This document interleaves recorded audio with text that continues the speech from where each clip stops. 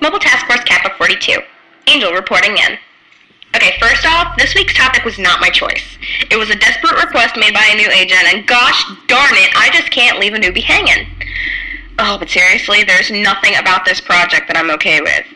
Item SCP-1003. The Tapeworm Child. Object Class, Keter. Warning, this is super gross and creepy, so if you want to leave now, I completely understand. Special Containment Procedures. The Foundation currently has 10 instances of SCP-1003-2, designated SCP-1003-2-A-K, in its possession, all of which are held in separate, heavily guarded high-security cells at Bioresearch Area 13. All personnel at Bioresearch Area 13 are to undergo regular compulsory testing for signs of SCP-1003 infection. Personnel wishing to access SCP-1003-2-A-K may only do so for the express purpose of research, must have Level 4 security clearance, and must have written permission from the O5Xs beforehand. They are to wear biohazard suits when entering SCP-1003-2-A-K's cell, and go through an intensive disinfection process after. No animals of the order Carnivora are to be allowed at Bioresearch Area 13 under any circumstances.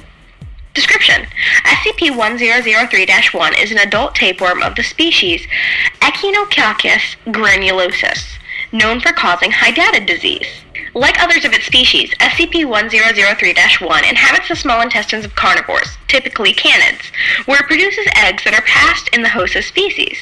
The eggs can survive up to 14 years in the outside environment.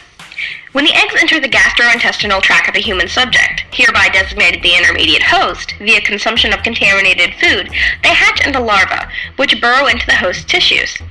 It is at this stage that SCP-1003's anomalous properties begin to manifest.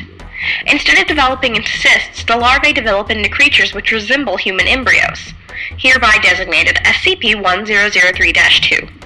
The vast majority of SCP-1003-2 specimens die before they had the chance to develop. Those that survive are usually those that are embedded in nutrient-rich tissue, such as hepatic tissue. As they develop, they absorb nutrients from surrounding tissue, which often causes problems for the intermediate host. SCP-1003-2's development mostly follows the pattern of normal human prenatal development, but at a faster rate. By 8 weeks, it is as mature as a 3-week-old neonate, although it is similar in size to an 8-week-old embryo. Once it has reached this stage, it will actively consume the intermediate host from within using sharp, hooked teeth. SCP-1003-2's growth is accelerated to an even greater extent by doing this. By this time, it has fully consumed the intermediate host, usually after 6 minutes or so, and it has developed into a child. The physical age of the child typically ranges from 10 months to 11 years, depending on the mass of the intermediate host. Though in extreme cases, where the intermediate host is morbidly obese, it can be as high as 13 to 15 years. Once SCP-1003-2 is finished, it will lose its hooked teeth along with its cannibalistic tendencies, from where on it will be functionally indistinguishable from a human in every respect, with no knowledge or memory of having been a parasite. It'll even possess learned skills, like language, that would be expected of a child of its apparent age, despite there being no way of it having learned that. Instances of SCP-1003-2 are usually taken in orphanages, and sometimes adopted by foster parents. Their only anomalous properties at this stage are that their DNA is somehow still identical to that of Echinococcus granulosus, and that all of their body fluids, including sweat and saliva, contain tapeworm protoscolex, which infects carnivores and develop into SCP-1003-1, thus continuing the cycle. Addendum. Testing of SCP-1003-1 with animals such as cattle and sheep, which are common intermediate hosts of Echinococcus granulosus, have found that its anomalous properties only manifest in humans, and in all other cases its life cycle is normal and causes hydatid disease in the intermediate host.